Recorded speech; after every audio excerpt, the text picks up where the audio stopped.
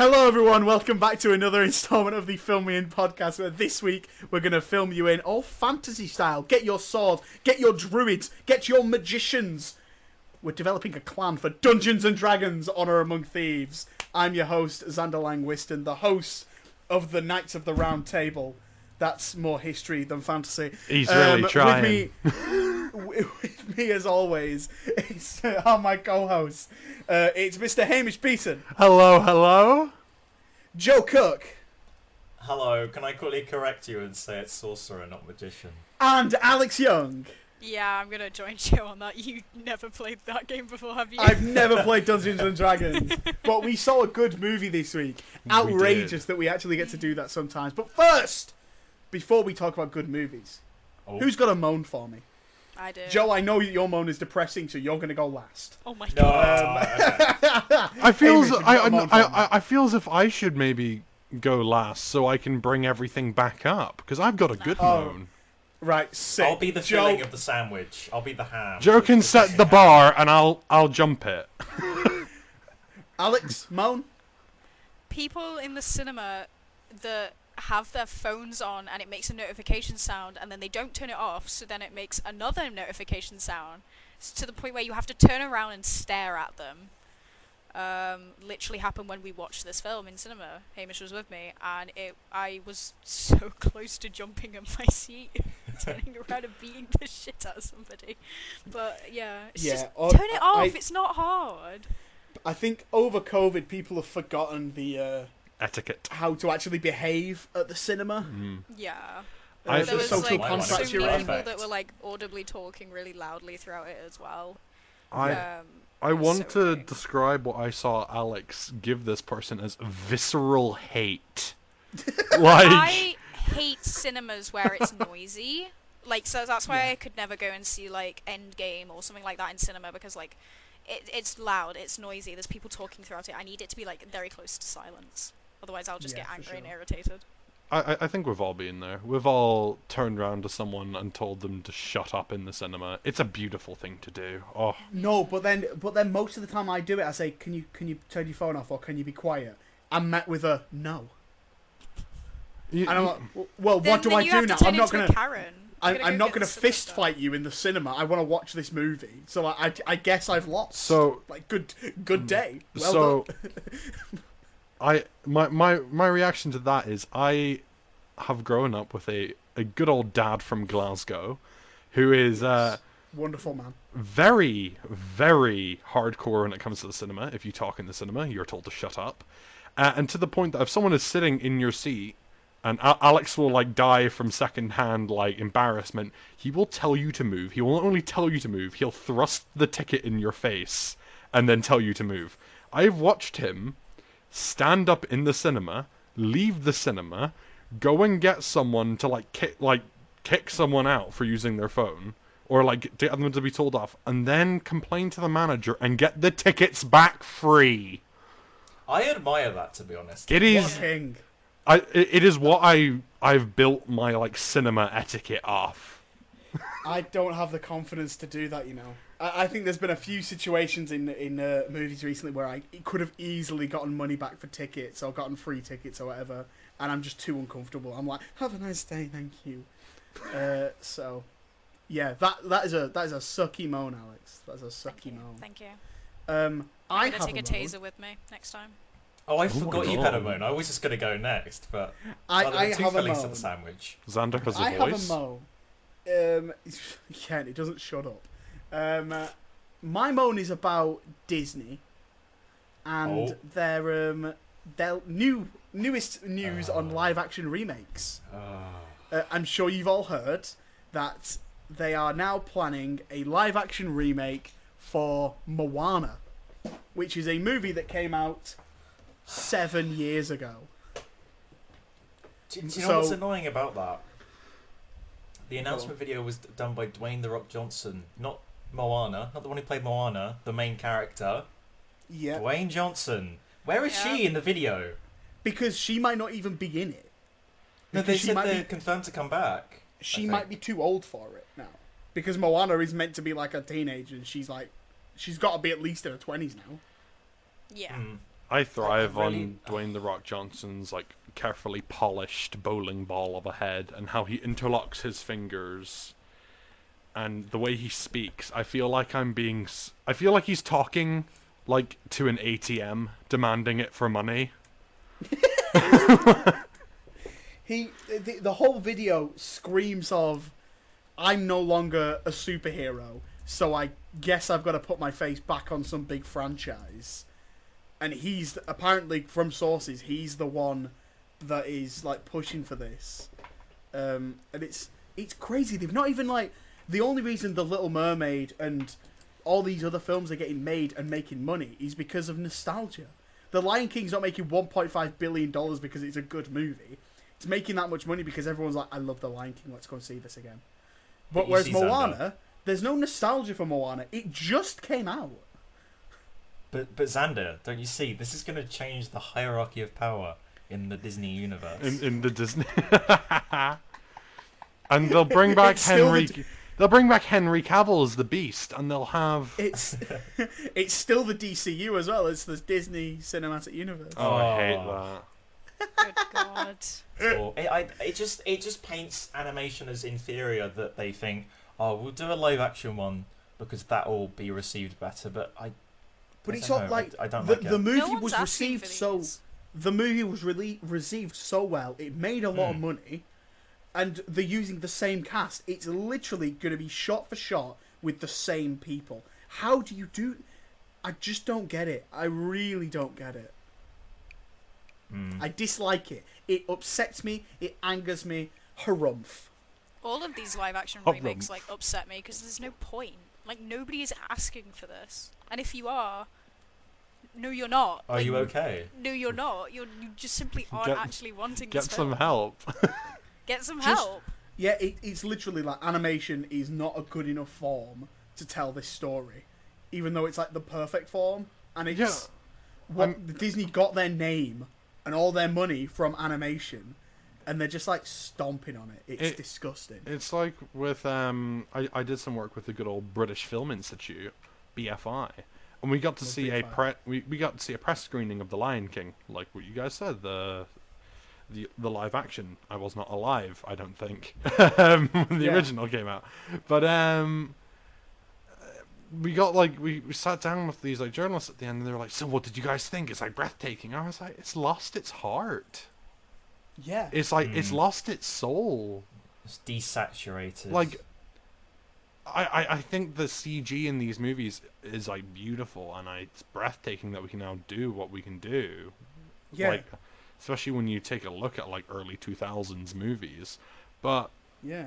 there was something so lifelike about these old animations, and I think they don't need to be brought to live action. I think maybe updates to their animation could be nice, to maybe showcase it in a different art style, but it doesn't need like this whole big.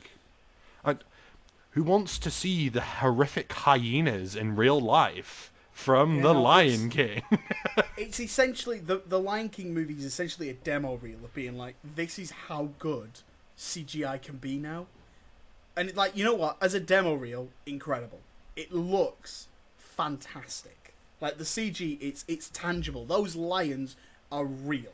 Those But lions do Seth- speak in real life as well. I don't know But, how they like, managed to I- get that for the movie, but I know, it's crazy. I didn't know that Donald Glover stole his voice from this lion in Africa. That's crazy, bro. that's insane. Oh, God. So yeah, the whole thing just winds me up. I'm not gonna go see The Little Mermaid. I reckon we talk about good Disney movies the week that comes out, or maybe you talk about DreamWorks that week. DreamWorks is slaying Shrek right now. 5. They are Shrek 5 has slaying. been announced. Shrek 5 is happening. Shrek yeah. 5 got announced, yes, with the original cast returning.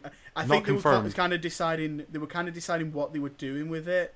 Like I didn't know whether they were doing a reboot because Illumination now own DreamWorks or something, don't they? Or If you'd watched, Illumination owns some rights in Shrek. if you've watched the absolute masterpiece, which is the Puss in Boots movie and The Last Wish, absolute masterpiece, you'd know that at the end they lead into a Shrek movie or a little They hint do, towards a oh, Shrek yeah. movie. yeah, they do, don't they? Currently, it's in talks. We don't know if all the cast are returning. They're in talks with all the cast, and DreamWorks have said that they're confident the cast will return. So what I think is happening is that they've contacted the agents. Some of the cast are a little bit on the fence about maybe doing another. So what they've done is that they've released a statement saying it's happening, and that they are confident the cast will return to give them a kick in the ass, and to get people like riled up about, oh yeah, Shrek 5. Yeah, because they're more likely to agree if they see the hype around it. Exactly. I think this has taken far too long to happen, right? Yeah. Because No, the last I Shrek think movie it's a came out in perfect film. 2010. I think this is the perfect amount of time. Like, I think it's played out quite brilliantly because, Return like of the you said, King. CG and animation has been updated so perfectly. So, like, you can just imagine how good this film is going to look, especially with like how Puss in Boots just looked. It was incredible. I can't So wait this for Shrek my film's gonna look live-action brilliant. Shrek movie. No, I don't. Just go see Shrek the It's musical. called Shrek the Musical, yeah. Yeah. Yeah, there you go. That's my moan. Joe, make us all sad. Okay, here we go. Well, it's not sad. It's sort of like a, I don't know, a worldly moan. So my moan is the term woke. Oh my god, yes. Oh, Oh, I word remember. itself. I remember We're what your moan going is now. political. Let me cook. Not Let it the cook. word itself. The word itself is fine. It's how it's used. So, do you know Jeremy Vine? Oh god, Yeah, He was on a show. Well, he's on the Jeremy Vine show, and they were discussing the word woke and what it means. And he invited an expert on there called Natasha Devon, who said that the definition comes from African American vernacular English, and it is defined as an alert to racial prejudice and discrimination. Basically, if something's woke, that means it's not racist, transphobic, homophobic, or a vile piece of shit. That's what it is. Now, after hearing that, Jeremy was like, okay, that's your definition, that's not mine. What? So, I don't understand it, because you don't have, like, cheese and go, oh yeah, cheese is something you eat, and someone go, actually, no, cheese is a hat. No, there's one definition. That's it. I just don't get it. And the same happened with Doctor Who. They announced that a drag queen was... who's the drag queen called? Wait, I wrote this down. Jinx Monsoon is going to be joining Doctor Who. And GB News tweeted saying, oh, Doctor Who's going to be woke now because of this. And stop using it in a derogatory term. As a derogatory term. It's not that. It's... If something's woke, that's good. It means it's not disgusting. So, like, if you think that woke is a bad word, and you use it in a bad way, that's a reflection on yourself. In a nutshell, can the white man stop spouting it every time they get annoyed with the world? This Amen? is really true because a lot of like online figures as well, like not to drag their names into this, but Sneeko, Aiden Ross, people like this who are in the Andrew Tate circle. Anybody that seems to disagree with them, they call them woke or part of the Matrix. And if you ask them what does They're in woke that film? mean, they can't come up with a definition. They can't. It's so ironic that The Matrix was directed by 2 trans people. Yeah. It's crazy. Can I also just Sorry, add, carry on. for those dunking on absolute mongoloids like Andrew Tate, if you go on his Twitter page, which is... I go there for the same reason I go to the zoo, which is to watch the monkeys throw shit at a wall. And I came up with that. And it is his like video that's the face of his page, it's his pinned tweet, is him. It's like an advert for his like escape the Matrix. What color do you eat? Bugatti? But it has him like walking about this house, and then in the background is like the worst CG'd like missiles and meteors hitting my God, behind yeah. him, and like a really shitty. It looks like a JPEG of a jet flying in behind him. This man's a millionaire. This man is like a millionaire, and he can't afford something that does not look like it has come out of either Getty Images or fucking iMovie. It is baffling, and he's trying to like sell you into a pyramid scheme. The people that buy into his culture are the equivalent of like modern day. I can't say that. Say it and we'll bleep it. Right. My moan. I'm Joe, I loved how scripted that was as well, by the way. I loved that you kept looking over at your thing. You scripted it out. I thought you wouldn't notice. That's embarrassing. You do have to be careful when talking about this stuff. I wanted to make sure it was correct. We're gonna start with a low on my moan, and we're gonna raise to a nice, like, high-pitched moan. A nice high-vibed moan. Trailers this week. We got loads of them.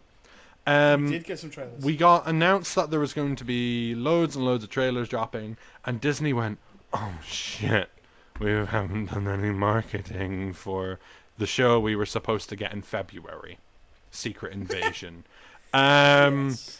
which was pushed back until recently to an undisclosed late point in 2023, which does not give me faith in it.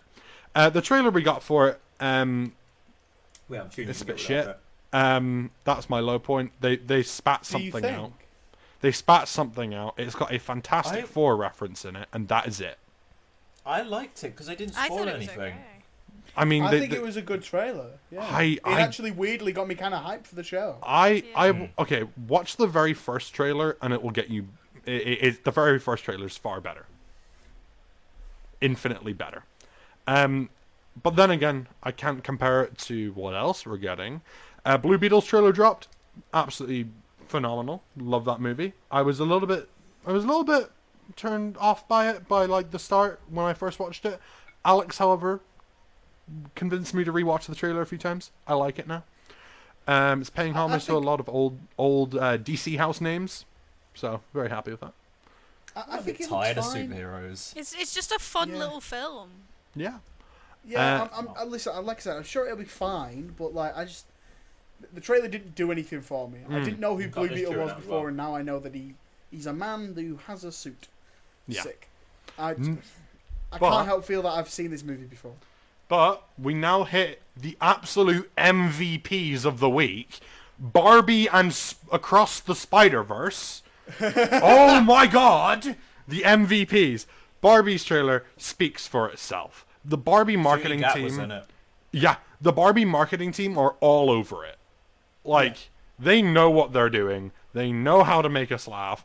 If you haven't watched the trailer, just go watch the trailer. Go stare at the posters. The memes that are coming off the posters as well are phenomenal. Everyone's like shopping pictures of. I've seen someone shop a picture of like Trump into it and said, "This is Ken. He's in prison." Like it's peak. Like Spider-Verse, I think it's going to be the best comic book movie of the year. Question about Barbie. This might be not the. I probably should have just Googled this. But is Barbie like R-rated? Yes, there's so much death in it. It's going to be like Logan. There's going to be beheadings and stuff in it. No, but like, is it like an R-rated comedy, or I don't is it know. like? No. I just thought they were doing like Did you want to see sex in the Barbie movie? Is that it? I didn't know. It's not that I want to see sex. I was just like, I thought it was like, I don't know. I didn't know whether they were going like. Xander wanted that softcore porn energy from The Room. Because oh, here we go. Is the new. No, it's going to be PG-13. Okay. Yeah. So like 12. That's fine. Yeah. That's fine. I mean, they can't really make a film about a kid's toy and not allow kids to go watch it. I was going to say there was a trailer. I went to see a movie earlier that might be referred to later, and the first Barbie trailer got shown beforehand, and I was like, hang on a second, I'm sure this is like an R-rated sex comedy. No. But like Oh my God. like the So trailer is that movie you saw? It was that movie I saw. No, to be fair, the trailer for Barbie looks amazing. I'm very hyped for it. Very hyped.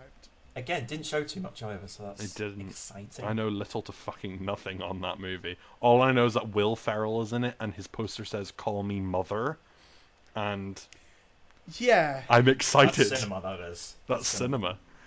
3 members of the sex education gang, though. Let's go. That's Agree. so cool. That's so cool. Alrighty. Shall we crack into the next Oh segment? yeah. Also, yeah. Spider-Verse trailer. Good. Spider-Verse trailer, phenomenal. Spot. the- I haven't watched Let's it. go. Oh, I don't want to see no more. you and Right. me.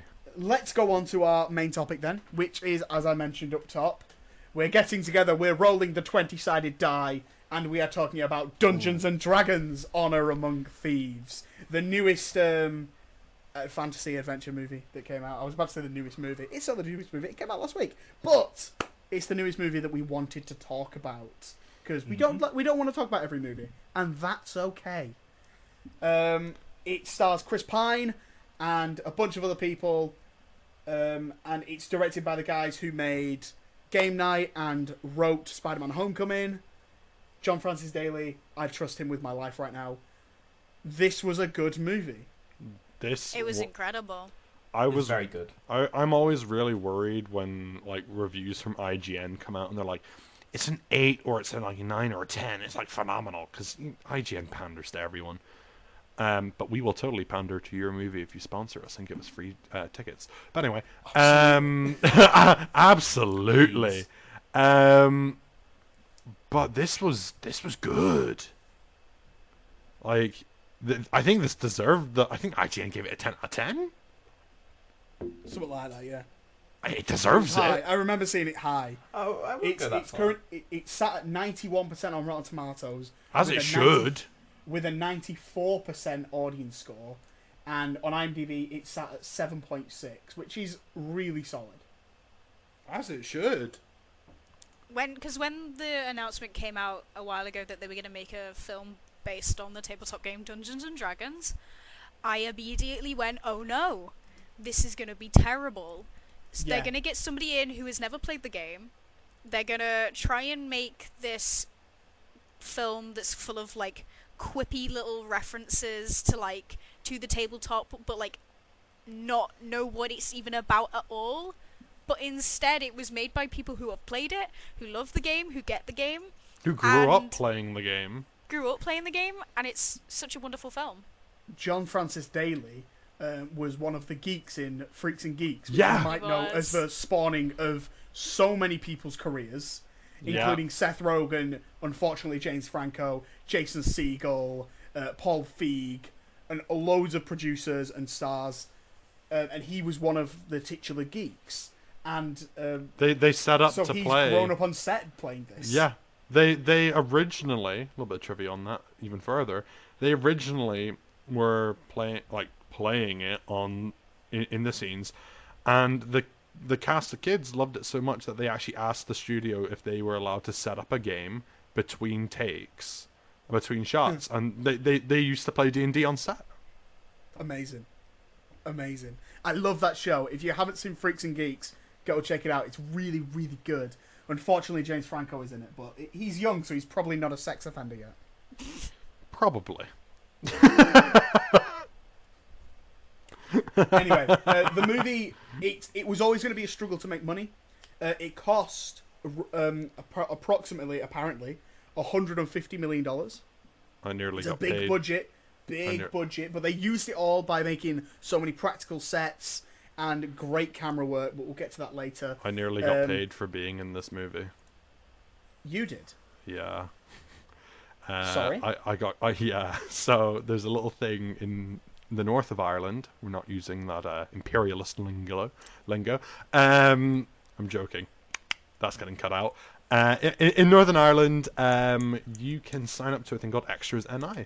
You take a little picture of your face, and because Northern Ireland has a weirdly large film industry, everyone gets call-ups. I've been in call-ups for Derry Girls, Game of Thrones, BBC's Paula, if you've ever watched that. I've got that downloaded. I know you do, because I'm in it, and you have the shot, you know it. But I got a call-up for this. Unfortunately, I was in the middle of my exams, and I was not allowed to partake in the filming of this movie. It would have paid $150 a day. God damn. So I don't know what I was. 1,000? No, 150 quid. No. Good God, no. Okay, Extras sorry, don't get paid that much. But I don't know what I would have been doing, because the standard rate's about 80 to 90 quid. If you're saying any lines, it goes higher. Yeah. But feature. I want to know what I was doing that would have given me 150 quid. I was told that Something I would have to like consent to have like my hair completely done, or in some cases removed. So I'm glad you didn't sign up for that now. I can't be done with you being bald. Egg Yeah. boy. Egg boy. yeah, So the movie, like we said, it was always going to be a struggle to make money. It's currently sat at $72 million worldwide, which is not great. It's probably not going to make any money, but like, I think this is a tough property to make any money. It was always going to be a tough investment, especially with the movies that are coming out around it. You've got Mario coming out properly this week, that's going to gobble up all that family audience. So it was always going to be a struggle, but I'm glad that some people are seeing it at least. I know there's a little bit of a boycott right now on it as well, because it is owned by Wizards of the Coast. And Wizards of the Coast have recently... That's the company name, Wizards of the Coast. Sounds nerdy. You're It's Dungeons and Dragons show. aren't I don't know what you you a expect. Doctor Who YouTuber? But Wizards of the Coast recently so the Dungeons and Dragons system itself is originally publicly owned. So, well, not publicly owned, but the licensing allows anyone to create and sell their own content based around the D&D system, also known as 5e, or 5th edition. So if I wanted to make a Star Wars version of D&D, I would legally be allowed to write that book and write like the rules and stuff to apply to the 5e based core rule set. And then I could go ahead and sell that. And Wizard of the Coast would not make a dollar. They would not make a single dime. Because the whole idea was that D&D was always meant to be owned by the players. Yeah. Hasbro, in its constant state of drowning in debt, have realized that they own D&D, and a updated license agreement was leaked on the internet by a whistleblower, which would have caused, I think you have to pay something like, I want to say 40% of all your earnings if you make over a certain amount to Wizards of the Coast, and on top of that, it would also hit like small third-party retailers, so people like comic book shops that sell D&D stuff. They'd also get hit as well, massively. It was like a massive fuck you, and the internet has retaliated in boycotting all D&D properties, which I assume this has been caught in to some degree. And I don't think so, because I haven't heard anything about this, and I think everyone expected this movie to kind of make no money. It's really D&D community focused, which is the issue, because it's the D&D this movie's targeted for D&D players. Well, didn't Wizards of the Coast go back on this? They haven't officially gone back on it. That when the license, so there was a date set for when that new license agreement was to be officially released, and it never released. Wizards of the Coast have been very silent, and Hasbro have very quietly said nothing about it at all and have not updated the license agreement, because good God, they have lost so much money from it. There you go. There's your history lesson. Thank you. That was good. I also think because it's Dungeons and Dragons and people think it's nerdy, so they just won't go see it. That for sure. For sure. But this is just like... This is the kind of blockbuster I want to see. Something that like takes risks, is fun. It's got everything you might want. It's got romance. It's got comedy. It's got great action. It's got adventure. And I just there's not. It's got a member of the cast from Fast and Furious. Exactly. Michelle Rodriguez is in this, and she's actually good at it. She's good. She's my favorite character in this film. And yeah, Angry, scary lady. It feels like one of those movies that's destined to fail, but like he's actually good. So we get to the end of the year and be like, we don't deserve nice things because The Little Mermaid's going to make $1 billion, and this only made like it's not even made 100 million yet over the course of 2 weeks, which is nuts. It is a crying shame because this movie is such a love letter to anyone that's ever played D&D or knows about it. Like, if you know anything about it, it is... You'll be watching it, and it even comes down to like the mildest little remarks that will make you smile. The amount of references, which we'll get into in the spoiler section, the amount of references to just two other campaigns, different stories, all sorts of things is immense. It's wonderful. And Absolutely. I think the best bit about it is as well that all these little like hints and nods, they're not just stapled in like some sort of Marvel movie. They're there and they're given weight, and they're just given substance. The movie has fan service in it, but it's correct fan service. Yeah, for sure. I will say I probably wouldn't have seen this film if it weren't for the podcast, but I did really enjoy it.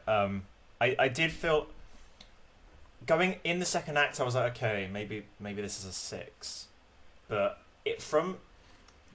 during the third act, I was like, oh no, this is really good, because that third act is great. That is a good third act. It's the second movie, that second big budget movie we've seen recently, where the third act is the best part of the movie. Yeah. Where I'm like, how does this keep happening? How do they keep doing this? Because normally with movies like this, you get the first 2 acts are pretty fine, pretty solid, and the third act is like terrible. You're like, oh right, okay, yeah, it fell apart at the end, but like the rest of it's good. Like Shazam and this, the third act is the best part, and this movie's not even got like a bad lead up to that. The first and second acts are still really good in this. There's not like a lull moment where you're like, oh right, I can go to the bathroom here. When I watch this on DVD, I'll like skip this bit and just watch the final bit. Like the whole film is worth watching and good. Agreed. I feel like a lot of the problems with third acts is that they're just big CGI fest. This though, there's so many practical effects. Like a lot of the characters and creatures in it are real and tangible. There's some behind the scenes of like there's a shot in the trailer, so this isn't a spoiler. But when I wrote her name down, Doric, the druid, goes through the portal. That's all practical. That is so cool. I've been seeing loads of stuff on Twitter from the directors coming out and saying, yeah, like this was real. That we did this. It's like that's so cool. Yeah, it is tangible, which is it's nice to watch. That's important as well. It kind of throws me back to like the old, like what's it, like the Crystal Maze or something like that with David Bowie in it. What Labyrinth. Labyrinth. The Crystal Maze. No, there is Dark Crystal. Dark Crystal and Labyrinth are near enough the same movie in my opinion. Because they are both nightmarish in their own different ways. But at the same time, they both have such beautiful fantasy practical effects. And that kind of old style of like movies of like fantasy and such, like with these brilliantly like even like it's a weird example, but like the bird people in those movies, they're all like practical. They're all kind of like animatronic faces. It's like the I'm not going to pronounce this right, Joe, but the Shanshith in Sarah Jane Adventures. No, you got it spot on. You got it spot on, bro. Let's go. But they're practical suits, and that is like it's such a love letter to those old movies, those old fantasy style movies, that they've stuck to it and they haven't just CGified everything. Yeah, I'm glad it was like that and not like there was a recent Warcraft film. Oh God, don't! Let's not mention that, please. The movie just called Warcraft. And it was absolute crap. I saw a Blu-ray of it literally today in Asda of Warcraft, and it says Warcraft the beginning on it. So that was like set for a franchise. That is the same energy as me and Alex having found a copy of Green Lantern in a charity shop that is still sealed in its box. I now own a sealed copy of Ryan Reynolds' Green Lantern. Did you know they released an extended cut when that movie came out on Blu-ray? Oh, God. We all know what we need to invest our money into. I've still not seen the film. I went and saw it in cinemas. I went and saw it in cinemas. I didn't, It's thankfully. It was on a unfortunate. Doctor Who magazine at the time, so I saw it through that. Should we talk about like other things we liked in this? Because we're just sort of saying we liked it. It's the cast is pretty stacked. You've got Chris Pine, Michelle Rodriguez, Regé-Jean Page from Bridgerton, who's Yep. great. Justice Smith, Sophia Lillis, Hugh Grant. Really great. They've all got all good of them. chemistry. Great Hugh Grant chemistry. is brilliant in this movie. Hugh Grant's He's playing- we're in a Grant-a-sons. He's just loving his life right now, and I'm loving that he's loving it. He's playing the villain from Paddington 2, basically, and I'm here for it. Yes, he absolutely is. Chris Pine is, let's be honest, he's playing Chris Pine, but Chris Pine has more levels to him than like Chris Hemsworth or something. He might be the best Chris. I think Right. he is the best Chris because he played the love interest in Wonder Woman, didn't he? He did. Yes. And that character to this character in this film are completely different. I don't see any resemblance in the two. And I think that that's wonderful because, funnily enough, that's what actors should do.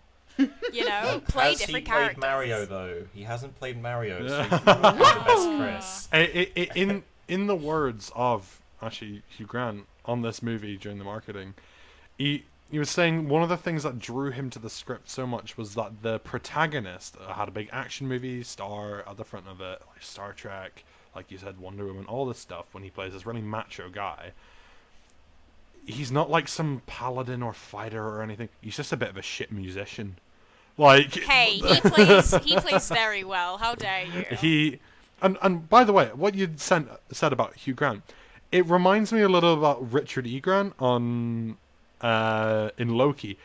On that show, you could tell he was having fun, and on this, the other Grant, or King Hugh Grant, you can tell he's having fun on set. Like the man is enjoying playing what he's playing. Yeah, I don't think they're related, Xander. I don't Are think. you they're sure? Because well, thinking about it, they do kind of look. They might be like brother and sister, maybe. brother and sister. What? What? Oh, they are quite good friends.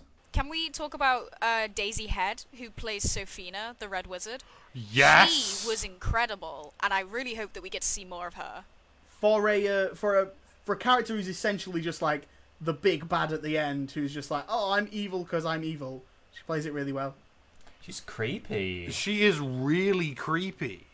She's Like- wonderful. Like, even down to her makeup, she is like... She's got this, like, presence about her. She's thin as a rake in this as well. She has this, like, haunting presence throughout the movie. And She like- does. Like what you guys said about a villain being evil for the sake of being a villain. You've got Hugh Grant as the villain, who's like very charming. You can sort of relate with him maybe a little bit, and then you've got your normal villain who's just like, I'm just gonna kill everything. I've got all these magic powers. Do what you want. You can't stop me. It's like this is a great everyone mix wants of to be both. charmed by Hugh Grant. I would want love to I- be charmed. I honestly would. didn't care that it was just run-of-the-mill villain because the main cast was so strong that I'm like, as long as they're like, we can follow them and see them defeat it. I don't care what they're defeating, you know. If that makes sense. I do think that captures the essence of D&D really nicely, because the idea of D&D is that you guys play the characters, you become invested in your own characters. You're not meant to care too much. What you can care about the villain and their motives, but like at the end of the day, you're there to like kick their teeth in because they're there, and they're doing bad things, and it's up to you guys to stop them. I appreciate it. It's written like a game of D&D. Yeah, and I also appreciate that all the characters that we have in our main group actually have something to do. Because the amount of times you get like an ensemble cast of people, and there's like two of them who are just like there and they do the same thing. Every single person in this team has something to do, and in the final bit have their job. Great, really great. Yeah, I mean, I think the weak link in the cast is it Zenk, the guy from Bridgerton. I didn't care for him. He was just sort of there. I didn't care for it. I don't know. I just like, I didn't find him funny, and Yeah, he was there. There is one gag in this that had me cackling for at least 2 minutes after the initial gag happened, because you could still see something in the background, and we will talk about that later, because I know it's what you're on about. absolutely wonderful. I'm going to talk more about Zenk, especially in the spoiler section, and about Yeah. why I disagree with you, Joe, and why he is a wonderful character, and he is wonderful, and I love him. Eat shit. But all the action is really well shot. The guys, like I said, John Francis Daly and Jonathan Goldstein, they've really hit it out of the park on this one, and it's such a big step up from Game Night. Game Night is a comedy that is shot fantastically and has some really good moments of action, whereas this is an action movie, and it's like this is great. Speaking Really, about really action, great. can we discuss the choreography? It was beautiful. Oh my I god. didn't expect it to be that good, but it was like... The fighting scenes are so good. They're so fluid and wonderful, and it's nothing like the game where you take 10 minutes to decide whether or not you're going to stab someone with a spear or with a We knife. should have done that. They But, could have easily Just done an that. hour but- of like one location defeating one army. I feel as if this might be a jab towards the campaign that I ran with Joe. Oh, I don't remember that. That's even worse. That's even worse. Fuck you. Purged it. You played a chicken based off Chicken Yeah, I'm Joe sad from there was no Surf's like Up. main tiny chicken in this. Is Chicken that Joe. spoiler? Yeah, sorry.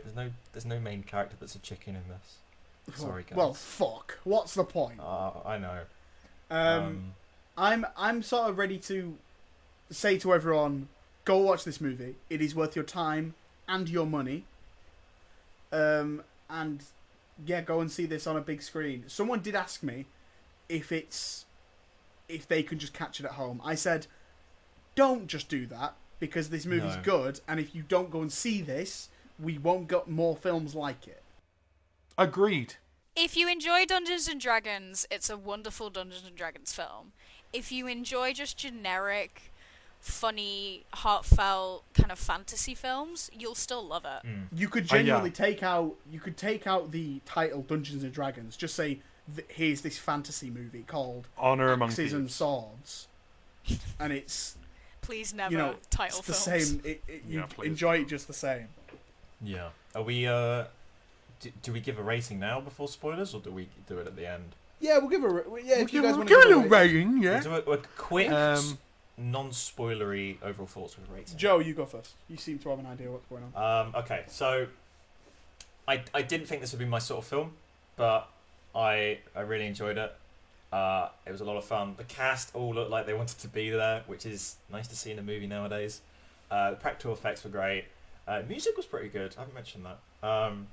It sort of lost me in the middle a tiny bit, but I'll get onto it later. But from one scene in particular that starts the third act, I was like, I'm sold. So I'd give it. I did say 7, but I think maybe 7.5 out of 10. I don't know if that's too mean, but I don't know. It was fun, and I'd watch it again, basically. So 7.5 out of 10, with added voice break, if that's useful. Who wants to go next? I'm going to pick someone. Alex, you go next. Huzzah. I give it a 9 out of 10 Ooh. because it is everything I wanted in a Dungeons and Dragons film and more, and I only have a few issues with it in general. One of them just being a few issues with the third act, which we'll get into. But bar that, it was brilliant. I walked out of it and I was like, that's a bloody good film. It's a bloody good movie. It's bloody good, that. It's bloody good, that. I'm satisfied at that end. I do not think I need any more. I'm very happy. Exactly. So yeah, 9 out of 10. Go see it. It's mega. Mega. Go on, Hamish. I want to say 10, but I'm going to agree with Alex and say 9. This movie is a real love letter to anyone who's ever played D&D or touched that stuff. And if you remember it, Joe. But it's the fan service that I think we deserve to have in movies, when it's not just staple that Easter egg in for the sake of it. It's written by people that love the game. It's acted by people that have played the game, might I add. All the cast have played a game of D&D, like, as the characters as well. They all asked to. And it's just full of heart, I want to say. It's got some real love behind it. And Absolutely. like I said, I've got some small gripes with it, but otherwise, it's not a perfect movie, but it's a damn good movie. And if you haven't seen it, please go see it, or I will find you. Xander. I'm gonna give it a solid go watch it What? out of 10. Xander. That's not a It's number. Consistency. It's a really great movie, and like I said, this is like My sort name's of the- Xander, and I don't like ratings. this is like the closest we're gonna get to a modern day Princess Bride. Yes. I feel so. Go check it out. It's worth your time and your money, and you will have fun watching it. Now we're gonna get into the spoiler section. Joe, Before you you're do right. that, can I quickly say, we can cut this bit. You suggested I watch that film earlier. I thought that was the Anne Hathaway film. The Princess Diaries. Yeah. You're awful. You're terrible. I was like, why are you suggesting that I watch that? This is staying in the cut. No. This the is worst staying person in the ever. cut. This is absolutely staying in the cut. I feel I Worst feel bad person though. I'm gonna ever. raise my rating to like an 8. Thank you.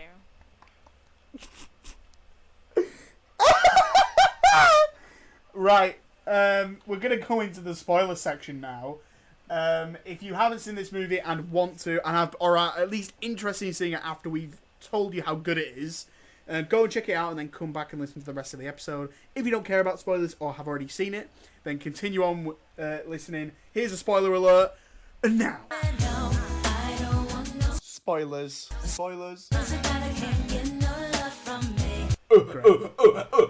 I spied an Easter egg. The other people in the maze are the people from the cartoon. The original I cartoon. grew up on that cartoon. Thank you, Dad. Big up. The Dungeons and Dragons cartoon is so good. And I saw them. I was like, who? I know them.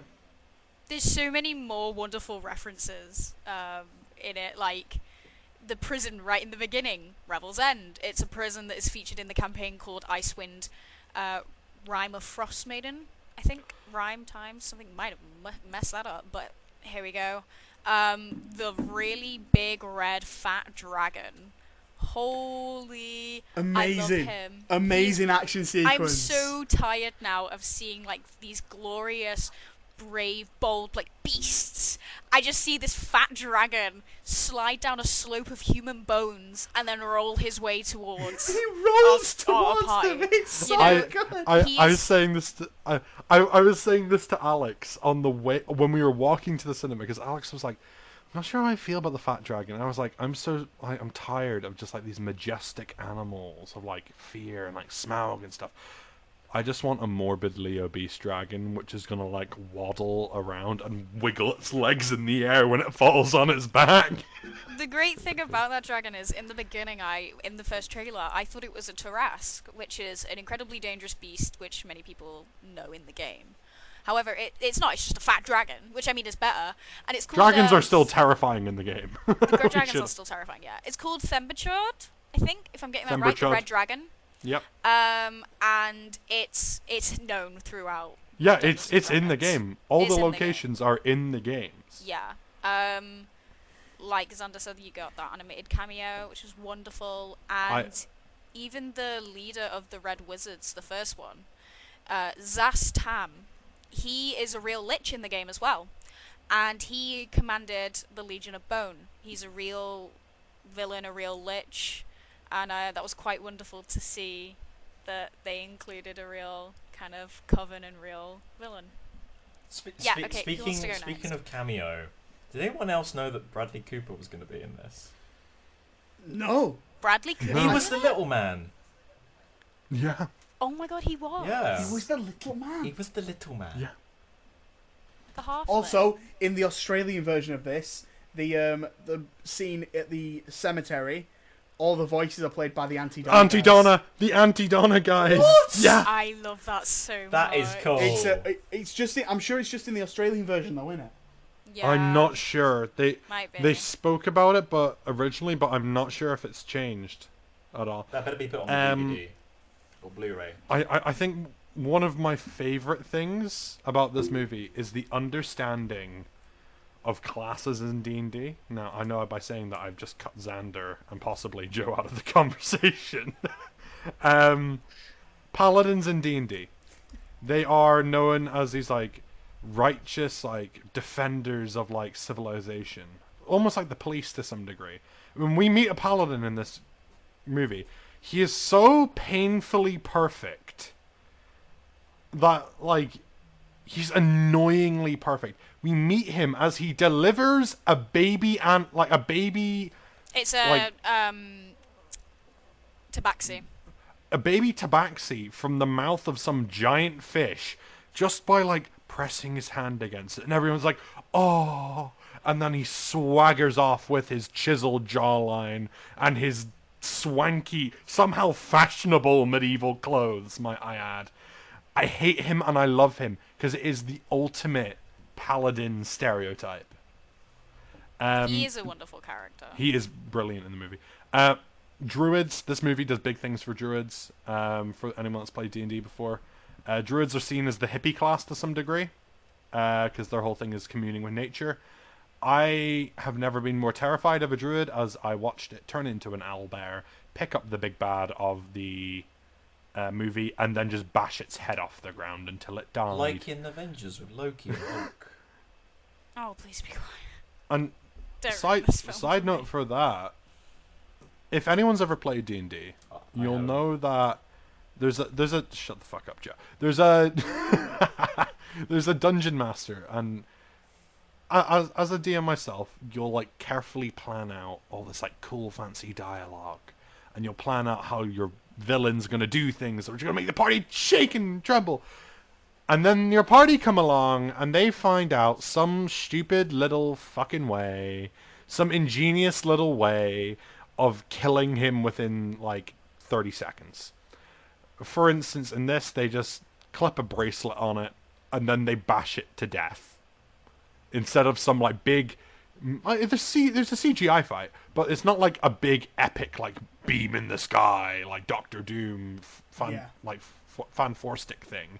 Like, they literally pick it up and just bash it off the ground until it stops moving. I love it. Like, it is clearly written by people that have played D&D. Same with the opening.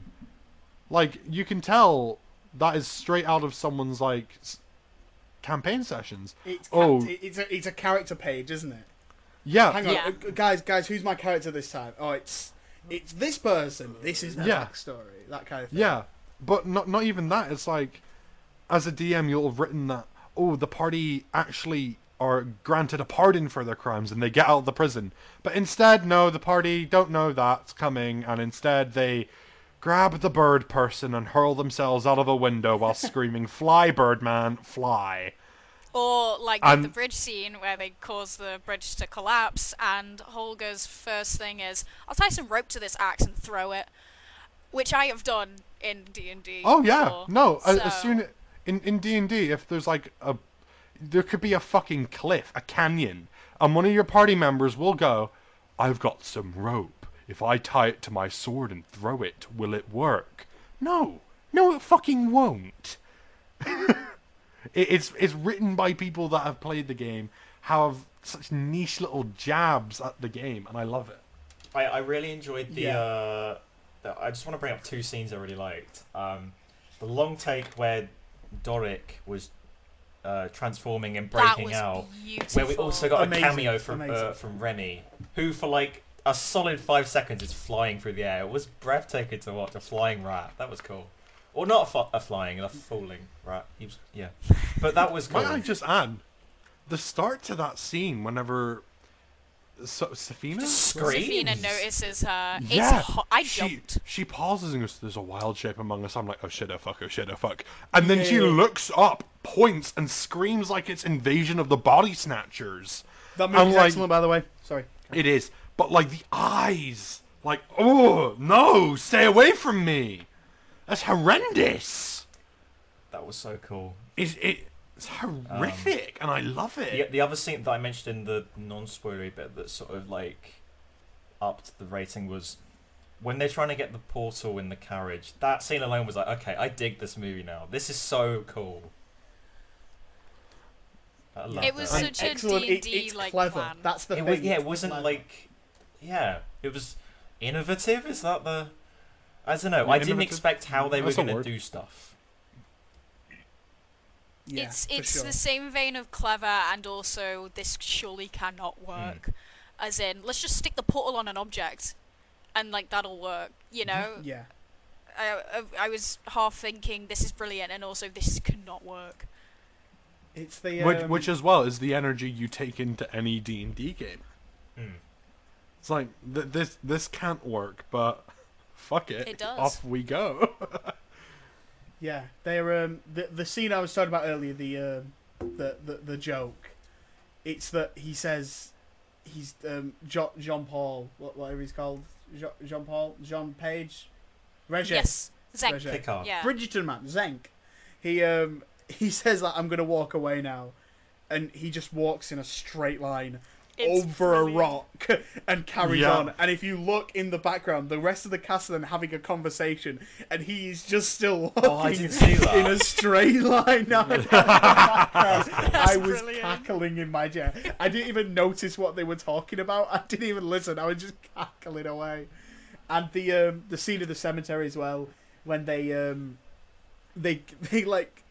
I saw that first clip got released for the first one where they have that classic gag, you know, like, oh no, that's not a question. Yes, does that count as a question? Yes, that kind of thing. Yeah. That scene just carries on, and it is so funny.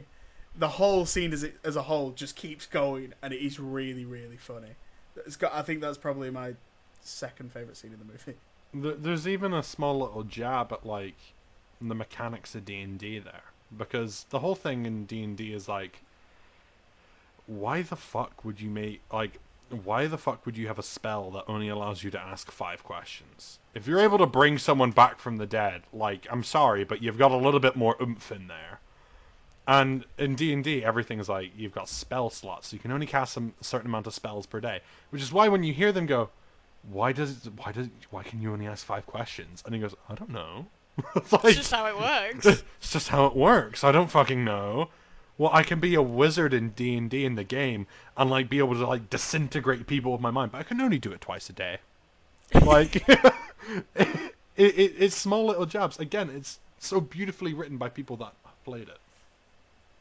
I think a scene that is definitely going to be talked about, or at least I really hope is when they're first trying to get back into the city, and the bard pulls up and is used as a distraction, and he's luring all the guards over, and suddenly we realise that it's just It's minor illusion. it's some sort of illusion spell, which is obviously can only go on for as long as the user concentrates on it, because Simon starts to lose concentration and the image starts to distort horrendously. I was laughing so fucking much at that bit. It was wonderful. I've Yes, never Joe. wanted to see a deflated Chris Pine more. Yes, Joe. Can I say? It was funny. I couldn't stop watching it because it was funny, but simultaneously I was shitting myself because I was terrified by it. And I think this is sort of, so this wasn't long after watching Skinamarink, so this wasn't good. It scared me, but like I think this has unlocked a new fear of mine. I don't like bulging eyes. I think they're terrifying, and I was like, I don't want to look at that. I don't like it. It was funny. Nice, It that's was an funny. It interesting- was weird, but it terrified. It was like Who Framed Roger Rabbit, where Christopher Lloyd's eyes are like cartoon. Oh yeah, That yeah, terrified yeah. me I as know, a but kid. that terrified everyone, man. That terrified everyone. Still terrifies me. You're not alone No, on that one. no. Hamish has sent me something, and I bet it's bulging eyes. I'm not looking. Hamish, pack it in. You're a nasty person, Hamish. I am. Yeah, It was the gift from Skinamarink. It's gone now. Don't worry. You can clear the notification. I don't think I have much else to say about this. I'll be honest. Sophia Lillis is a queen. I want to see her in more things, please. Anyone else got anything else to add about the film? Go on, Alex. Small little details, especially with the ending fight. Again, my one issue with it, I kind of contradict myself because the ending confrontation was wonderful. I think it was the perfect amount of time. It was, a lot of quick fighting, quick spells, all this kind of stuff, and then the daughter just slips on the wristband, and it's done, and it's wonderful. But I would like to have seen more interaction of the party and Sophina. I don't know how they would have done that, so, I can't really say much else on it, but I would like to see more of the two interact. I agree. I also think that this, big evil death spell that she casts, that, comes, from tendrils in the sky, not much of the crowd really react to their impending death. Instead, the party deal with it in a smart way by, pouring gold from the sky through a portal. Through Hugh Grant's mouth. Yeah, through Hugh Grant's mouth, might I add. But you, watch, sorry, but if I'm, watching, literally, death clouds that are coloured red come tumbling towards me in big tendrils, I'm not going to be like, oh, look, money. You're just going to run and scream. I'm a student, I would. I would also. I would. I got rent to pay, bro. Yeah, I just feel like this big spell that the movie builds to some degree, it's a bit underused. It kind of just happens and then it's thwarted in 2 seconds. But aside from that, my gripes with the movie are pretty non-existent. Yeah. Cool. Is that? I feel like that's everything. A bloody good movie. Mm-hmm. Bloody good movie. Watch it. Right. Back from the spoiler section. Hello. How's everyone doing? How are you all? I hope you're well. Who wants to sell me a movie or a TV show or a game or a music Me. or a book if you're a nerd? I'm gonna sell you a book. A book? Oh, you're a nerd. And it's called The Player's Handbook, which is what everybody should buy if they're wanting to get into D&D straight away. I mean, you don't have to buy it. You can find PDFs online as well. Lord knows I have them. I have PDFs of all of the books. If you just look up how to get into it, it's wonderful. Not every person who plays D&D is a sweaty, sexist nerd. I mean, there is a few. Just you, then. It's just me, yeah. There is a few, but, the majority, at least, I've always had good experiences with the D&D community. They're quite wonderful people. You'll always get rotten eggs, which is just a standard with large crowds. A few bad apples, is it? Few bad apples, yeah. God, honestly. But Stinky tangerine. I definitely The D&D think community, the police, they're all the same.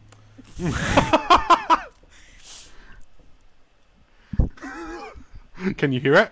What whimsical and don't care about the safety of others. So I think that There's a bad joke there that I can't make. So I think that everybody should check out D&D if you're into fantasy, if you're into storytelling. It's a really fun tabletop game, and there's a lot of sources out there that can help you. So yeah, I'd get into it. I have a recommendation, one to stay away from. Ooh, an anti-recommendation. An anti-recommendation. Now, I love my Batman comics. That's no secret. I love my DC. There is a comic called Batman Reptilian, which focuses around Batman and Killer Croc. If those who don't know who Killer Croc is, he is someone who's afflicted with a genetic disease which makes his skin look more like reptile scales. Over his life, it's mutated and he turns into a big kind of reptile. Xander is currently rapping, and it's not picking up on the mic, unfortunately for him. Anyway, in Batman Reptilian, it's written by Garth Ennis and drawn by Liam Sharp. Garth Ennis, that name rings a bell. Yeah, he's done a lot of stuff. The art is beautiful, until you realize that the plot revolves around Killer Croc getting pregnant Yeah, they draw male impreg in Batman. They do that with Joker as well at one Yeah, they did point. that recently as well. I'm getting to that. Don't you worry. DC have had this weird run as of recent with male impreg stuff. So stay away from Batman Reptilian. Stay away from the new current running Joker solo series, because for some reason they made the Joker, pregnant, because he gets magically impregnated and gives birth to a tiny version of himself. Aww. And it is fucking horrendous, Oh. because this is the same series where he describes a female superhero known as Power Girl or Power Woman as his delicious little cutlet of veal meat. Huh. So yeah, DC, step up your game in the world of like Batman, because it's fucking weird.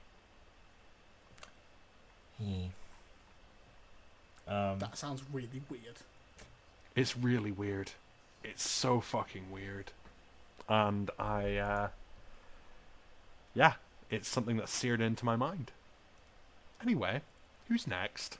I have a series to recommend. Like last time, it's another 4OD show. It's Staff Let's Flats. I've been meaning to watch it for ages. It's basically this Greek Cyprian guy who owns this letting company with his dad called Michael and Eagle, and he's really bad at letting houses. Like, he'll go in there and just like by accident smash a toilet, or he'll fall over, or like there's an episode where he just falls asleep in the house. Like, I've made it sound terrible, but it's a very funny show. It's 18 episodes, or only like half an hour each. They're all on 4OD. It's very funny. It's by Jamie Demetriou, who I think is also gonna be in the Barbie movie. So there's a link there. I've done something there. But yeah, if you want, go check it out. You don't have to. But it's very fun. Funny. There we go. I need to script these sections. I'm going to take this opportunity to mention that Is your voice this more high afternoon, pitched? no, this afternoon, I went to see the Super Mario Bros. Movie. Yahoo! I thought, right, it's currently got some middling reviews. It's as of recording, it's sat on 54% on Rotten Tomatoes. Okay, whatever. I went into this with a very open mind. I was very excited about it. The animation looks excellent. And if you're a fan of Mario, you're going to get so many kicks out of this, because there's so many little Easter eggs and nods. And it feels that's exactly what it is. It's a celebration of Mario. Still true. I think it's really funny. The plot is non-existent. That's right. Like, they don't care. They just want to cram in as many references as possible, and it's fine. Like, the movie's absolutely fine.